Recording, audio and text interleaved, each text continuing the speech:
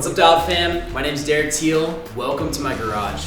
So what you're looking at is a 2-car garage that I converted into not only my training space, but also my bike space and my workstation. So as you can imagine, I'm spending a ton of time in here, and I want to break down why I set it up the way that I did so you guys can build out the sickest pain cave possible.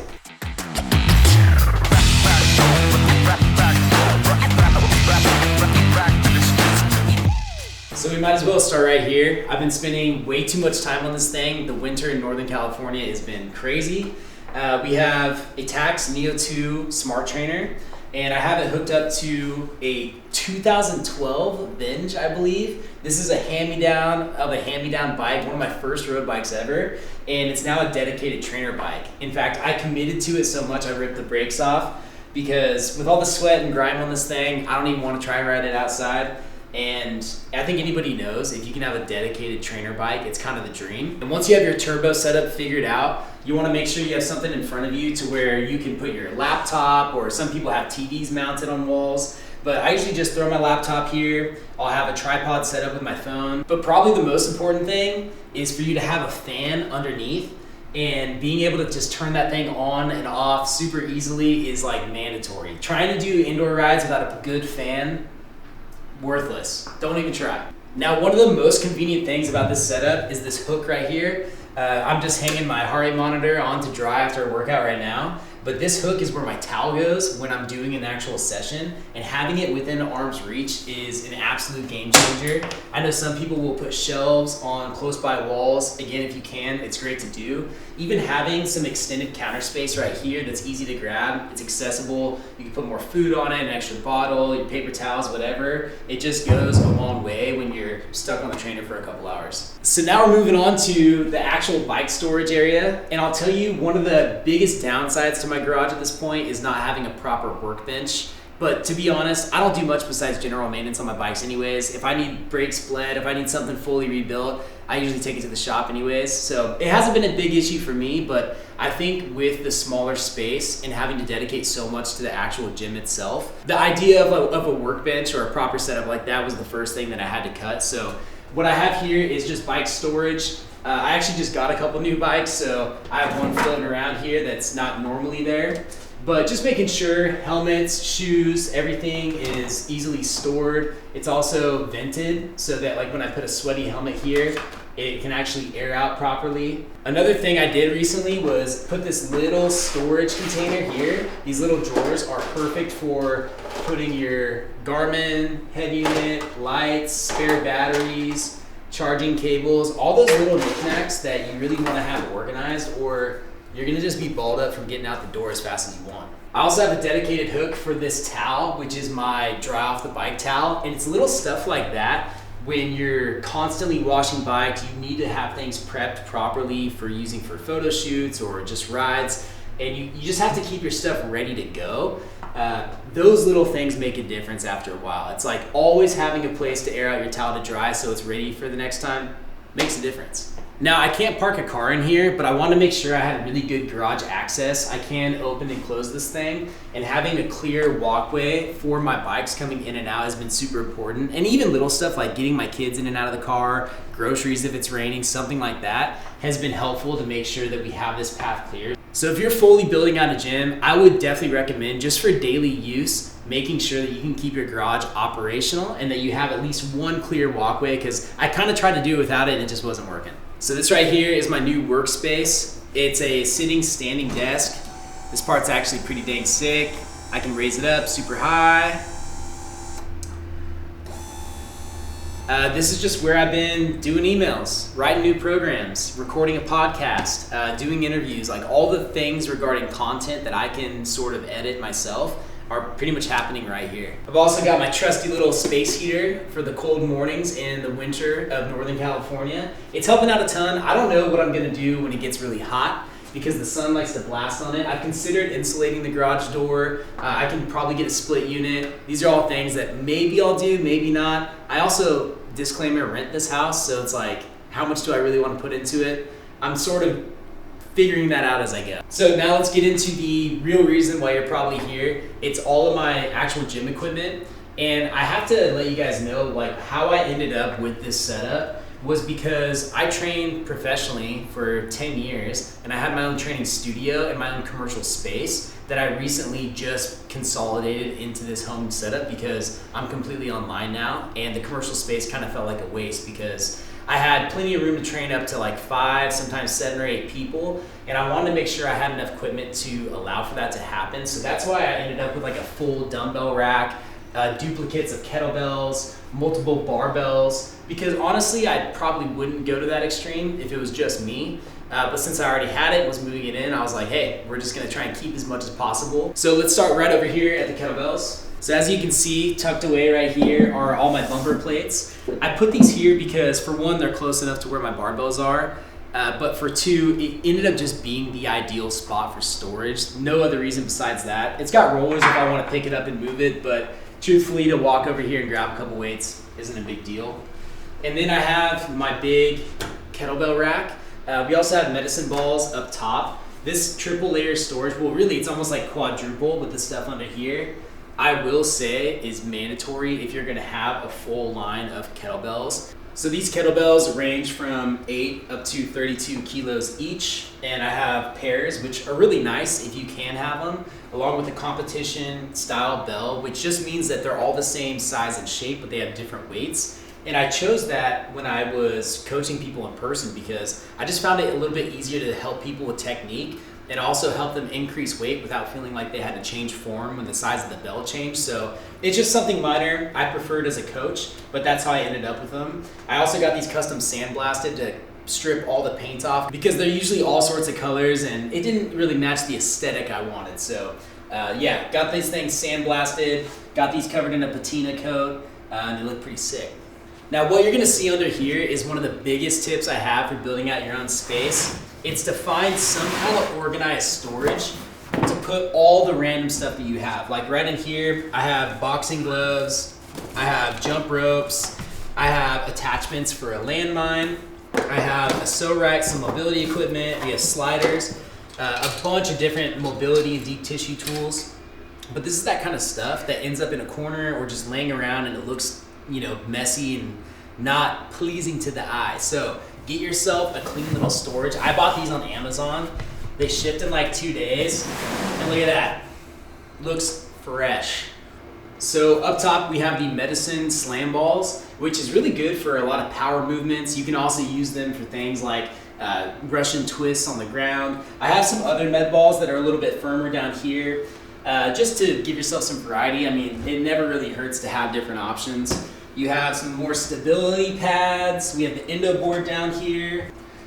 I also got a skateboard in here, which works surprisingly well for a lot of workouts, like whether it's an archer push-up or a lunge or like using it like an ab wheel. It's just kind of fun and makes me kind of get back to my roots a little bit, you know? I grew up skateboarding, so anytime I could bust this thing out just makes me kind of stoked in a way.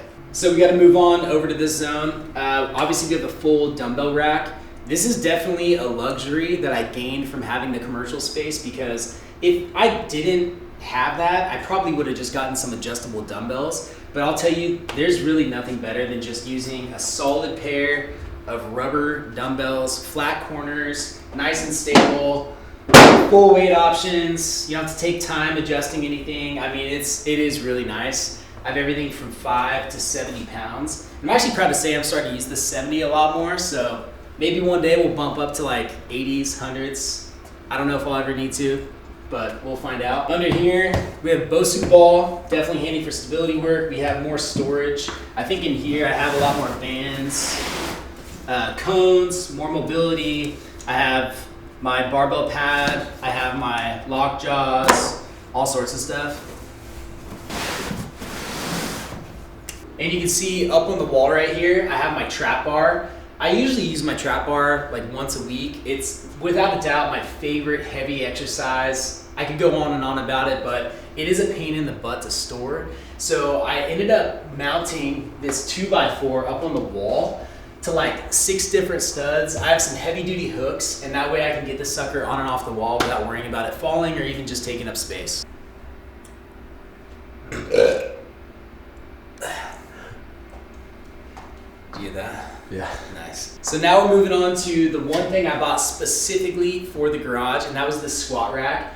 This is actually a foldable squat rack, so I can just pop the pins on the bottom and fold it into the wall if I wanted. And I don't see myself needing to do it, but a lot of people use it who may need to get cars in and out of their garage. And it's just overall a little bit smaller. It has vertical storage for the barbells, so it's really easy for me to keep these suckers out of the way. Also keep them away from my kids, which is good. I have the bands hanging right here. I have my TRX strap hanging from the pull-up bar, which to be honest is like the most used thing about this squat rack. You know, I roll with a barbell maybe once a week at the most, maybe during the off season twice a week, but I'm doing pull-ups every single week. And I use this thing for mobility a ton along with my TRX strap. Now, of course, I keep my bench right here. And I'll tell you, I had multiple benches at my studio, and the one that I kept was my adjustable bench, because you just being able to do that opens up so many different workout options opposed to just having a flat bench. So if it's between having an adjustable and a flat, I would definitely go adjustable. And this Rogue bench happens to be an absolute tank. I mean, this thing's got to weigh like, I don't know, 80 pounds, maybe more. So it's indestructible. I love it, easy to use. I also put some of these cushy floor exercise mats up on the wall. I literally didn't even use drywall studs. I just drilled some nails in the wall, which they're already getting loose because my kids like to yank on these things. But having those out of the way is kind of nice. I use them daily, even for just putting a knee on the ground and stretching. It's nice to have a little bit more comfort. So I do use those a lot. Easy on and off's great. Foam rollers right here just because I had nowhere else to put them. I do have a few different options, and this is where people were like, why do you have 3 foam rollers? And I'm like, well, they're all different. This is soft, this is firm, and this one has spikes on it. So you can see it goes from least aggressive to most aggressive, and that's why I'm keeping all these suckers. Now we move to this corner right here by the door. I'll tell you, the thing that is crucial is having a mat by your door. My garbage can is on the outside of there, so it's constantly being walked in and out. This thing actually saves so much dirt from being dragged onto the floor. But I'm also at home, so it's easy for me to grab the vacuum once a week and just keep this place somewhat clean. So when I roll around on it, I don't feel like I'm picking up, you know, dust and leaves that get dragged in and all that stuff. But overall, this whole side is really simple because I wanted to be able to move things in and out from this wall. So I had a big, clear, open space to film content for Instagram, for my website, for whatever. And I can just move this stability ball. I can move these plyo boxes. I don't really have to worry about the rope because it's out of the way and it kind of looks cool on the wall. But I just wanted to keep this place simple so I had more floor room and make sure I can get the content that I need. I am gonna show you a little something though. This is where it's like smoke and mirrors. It looks pretty squared away, but if you were here in person, you'd realize these baseboards down here are not glued on. I literally cut them to length and I just set them up against the wall, and that little bit makes it look so much better on video, and you would never know. So I'll tell you, baseboards and paint are probably the most impactful thing to making your space look better.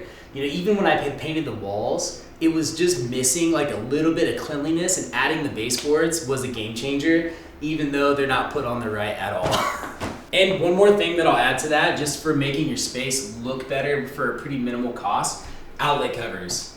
Get some black outlet covers, get some gray outlet covers, get something that matches your wall. That alone just makes the place look so much more professional and clean. And when you're looking around mid-workout, you know, it's not that one thing that just pokes your eyes out every single time. Now, the last major piece of equipment is my row machine. This was something I absolutely wanted to keep, and I've been using it more and more just for my warm-ups for strength workouts, especially in the winter, just to properly get my body warm and to be able to hold that through a workout. I feel like starting with it helps a ton.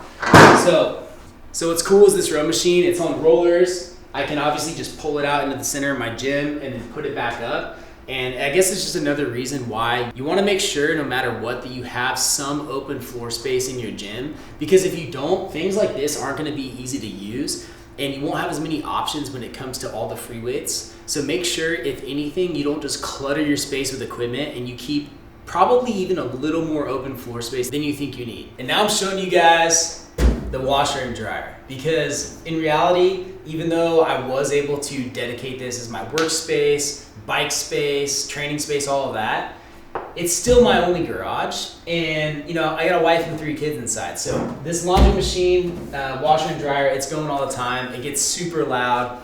It's without a doubt the most annoying thing about my setup currently, besides my kids just opening the door and yelling at me when I'm doing a podcast or something. So, it's just the realities of working with your at-home space, and it just is what it is, man. At first it bothered me, and then I realized I'm just grateful to have the space that I do. This is just a small little price to pay for the convenience. So that's pretty much it. I mean, even with like my kids' bikes, there's more stuff getting piled on. I'm trying not to be too hyper-focused on how perfectly organized it is. But I will say the last thing that I brought from my gym to help with organization and just to keep the aesthetic feeling like motivating to train are these lockers. So inside these lockers is just like laundry stuff. So I literally have laundry stuff. We have, what's in here? I have dusters. We have wrapping paper. It's like basically the stuff that would be in your hall closet is just in this locker, and you never know. It looks cool. Looks like there should be training gear in there, but it's just all household items. Thanks for checking out my garage, aka the Pain Cave. I hope it gave you some ideas of what you guys can do, and if anything, you're seeing where I'm getting all of my content and where I'm spending a lot of my time these days. So let me know down below what your favorite part of is in this garage, and also what you think I should include going forward to help me build even better space. And that's it. Make sure you are subscribed to the channel. If you can thumbs up this video and share it with a friend, I'd really appreciate it. We'll see you guys on the next one.